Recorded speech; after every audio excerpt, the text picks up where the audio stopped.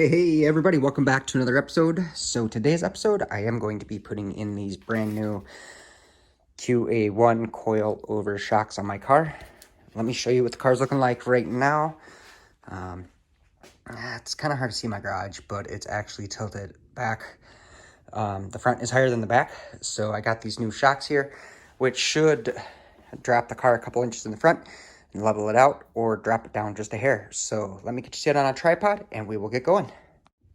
Okay, so I opened the box, and then the first thing I actually noticed on here is a warning, and it says to use anti-seize. Lubricant must be used on coilover threads to prevent galling. I will be putting that on here in just a little bit, but I'm just gonna first assemble these and then show you kind of how it's done. So the first thing that you want to do is you want to put the lock washer on first. And it says to screw it down all the way to the last thread. So get that screwed on.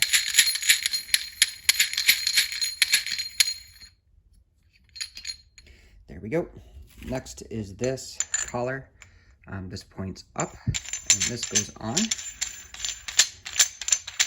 Put the screw all the way on. Like I said, I will be using anti-seize. I just don't have any at the moment, so I will be going out and getting some before I do the full install on the car. So there we go. We got the lock washer and then the other seat in there. I opted to get these. These are plates that you are going to use that the shock will ride on, and there's like a torrentine bearing in there. So if you look at that, it's a little bearing, and is what it does is it sandwiches between these, and then yeah, so these slide on. So it's gonna go flat washer, then that bearing, and then the flat washer, and then the final step on this process is the actual spring itself. There you go. And that's how it sits, and that's how it goes together. So like I said, I need to get some anti-seize, and if you you can't really look or tell, but these bearings are super nice. Yeah, they make this spin with incredible ease. So adjusting these in the future will actually help a lot if I need to adjust the ride height. So there we go. I got that together. So I'm gonna go get some anti-seize, and then I'm gonna start on the car and get it jacked up. First take this apart, and I will be right back.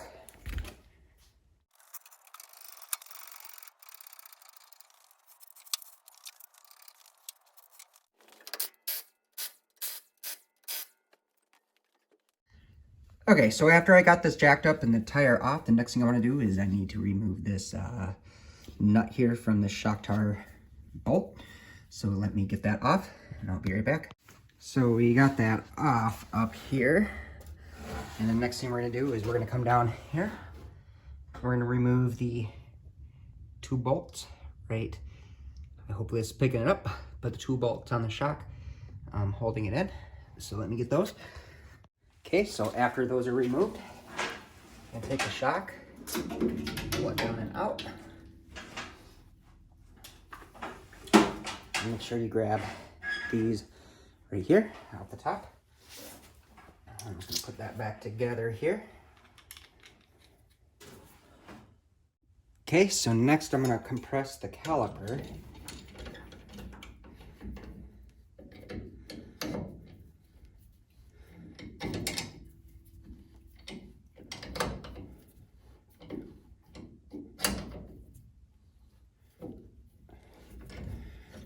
Go.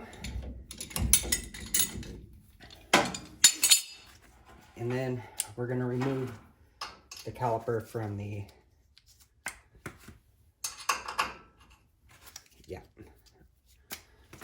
from the car. So give me a sec here.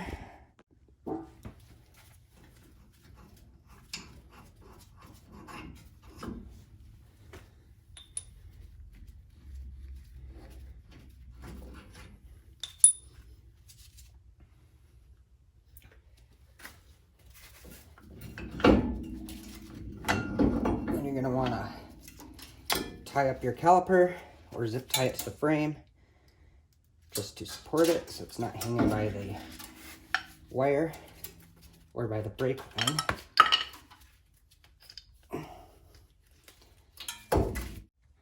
So next you're going to want to remove this sway bar link here.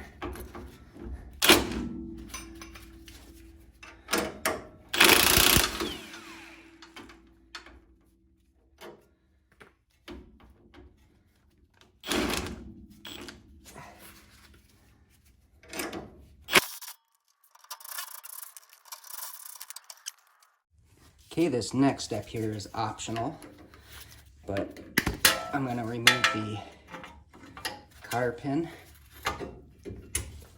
and I'm going to remove this this tie rod here.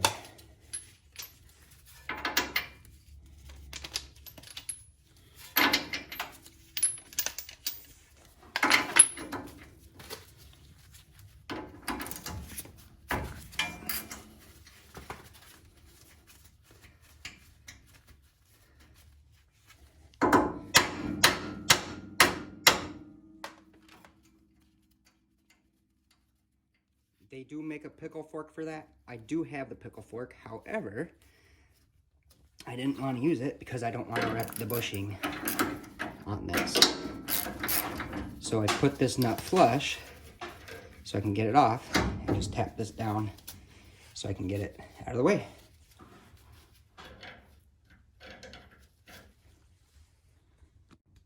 So the next thing you want to do is you have this upper control arm bearing bushing here. Just want to loosen this up. There is a cotter pin in there, which I took out. You want to bring that down, but don't take it off all the way. Just, let me see if I can zoom in here. Just put it on so like half the threads are grabbing or so, just so when this releases, it doesn't, the spring doesn't go flying out. So give me a second here, I'll be right back. Okay, so here's what I did is I took a strap and I wrapped around the spring here, got it tight. And then the next thing I'm gonna do here is I'm going to tap on this upper ball joint here with a hammer, and then that should pop out.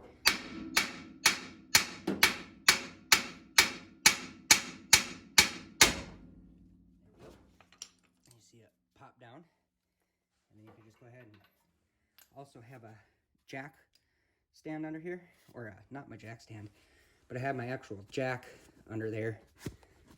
Let me see if I can turn you to support that as well, just so if it, when it went down, it wouldn't go too far.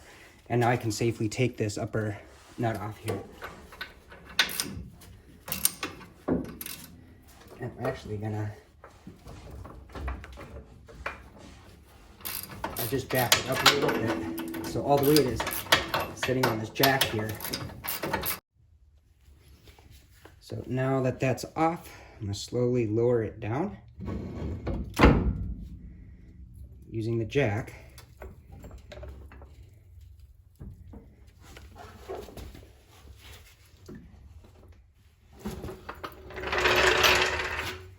And there we go.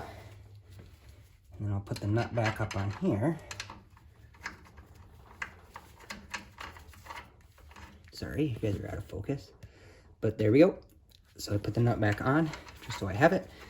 And then next is to get that spring out. I thought I was recording on how to get that spring out. Is what I did to get it out is I took this pitchfork and I put it up under the spring right here. And then I just lifted it up and maneuvered it out. And then it popped out like that, like you see. And now that that's out of the pocket, you can just take this and work it out like that. And then you have one spring removed. Now that the spring is out of the way, the next thing we need to do is remove these pinch nuts. I just used a pair of pliers, pull them out, just like that. Next thing we need to do is in these pockets, So we got to enlarge these holes to 3/8. Which they are actually already at 3/8. So that's good to go. Alrighty, so the next thing that we got to get done here is, as you can see on my shock here, I got it all covered in anti-seize, so that's good to go. The next thing says to coat these washers between this bearing here, to coat both sides of the washers in anti-seize. So I'm going to do that right now.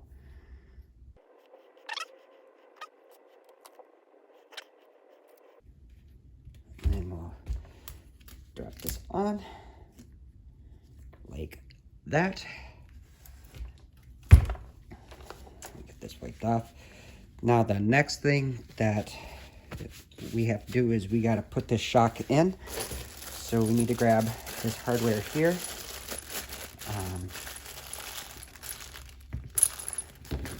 Comes with the rubber pieces here, and these washers, which these rubber pieces go on, like that. The shock will go up through the upper shock mount, and then we'll put these on the top as well. So it's gonna go this washer, the rubber piece, through the shock, rubber piece, washer. And then you got two nuts. One's a lock nut, and then just one's a holding tightening nut. So give me a sec here and let me get set up, and I'll get it shoved in. Okay, so now we're just gonna take the shock. First is what I did is I actually took the shock and I had to pull on this to pull it out to make it longer. And then we're gonna take your spring. You can put it on the shock. However, I think it's gonna be a lot easier to put this up in there.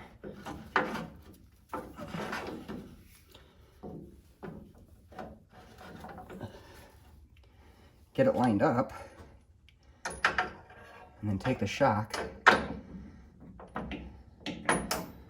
and slide it up and in.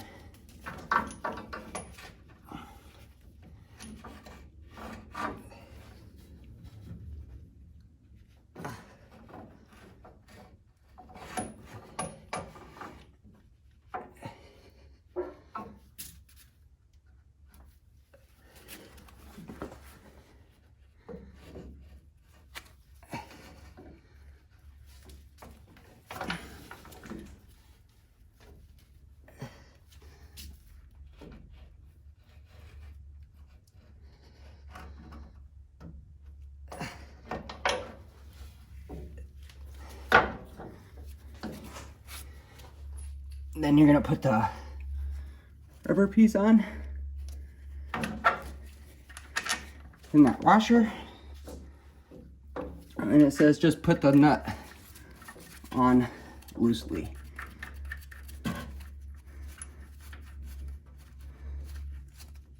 Which we have right there. So there we go.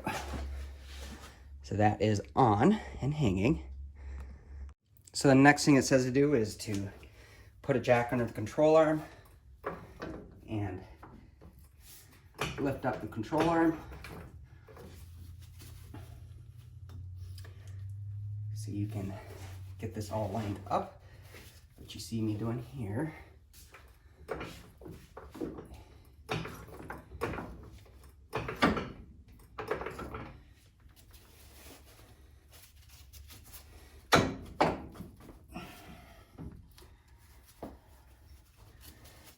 So I just kind of wanted to show you that this is pretty much lined up.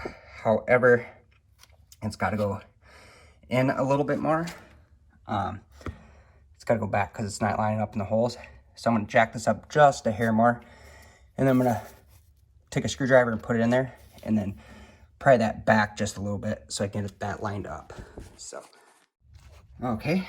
So there you go. As you see, I got those 2 bolts in there. So now I can take these nuts on the underneath and put them in and get this all tightened down to go. So give me a minute here. There's really not too much to see, but give me a sec. Let me get those on and I'll be right back. Alrighty, so now that those are tightened up, I went ahead and took this nut off of this top part there, and then we're just gonna line this up and then just use the jack to put this in. Then we can put our castle nut back on under here, right here. And then after this is all tightened up and good to go, we'll move on to the next step. So let me get that tightened. Okay, so now that that is on, we're gonna put our sway link bar back on, or the rod for the sway link, or sway bar link.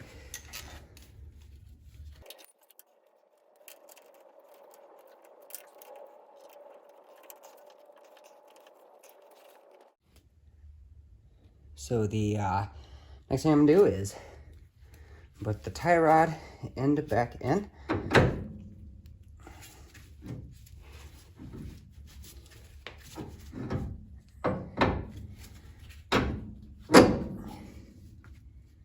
There we go. I'm gonna put the nut and then the cotter pin on. However, I lost the nut, so I gotta find it. So give me a sec, I'll be right back. Next thing we gotta do here is get this caliper put back on.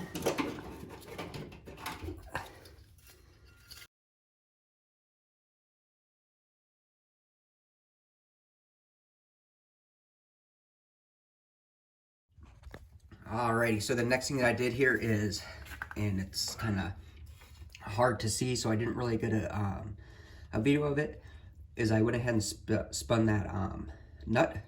I spun it up and I measured from the bottom of this pad down there up to the shock, and I put it at 2.5 inches. I'll probably, next time that on the other side when I go to do it, I'll probably actually spin that all up before I hook everything up, just because I'll have a little bit more room. And then after that, the final thing that I gotta do is, we just gotta tighten this this nut up here. And it says to tighten it until the bushing here is the same size as the washer and no tighter. So that's what I'm gonna do. And then I'll put the lock nut on, and then this side will be done, minus the tire. So give me just a sec.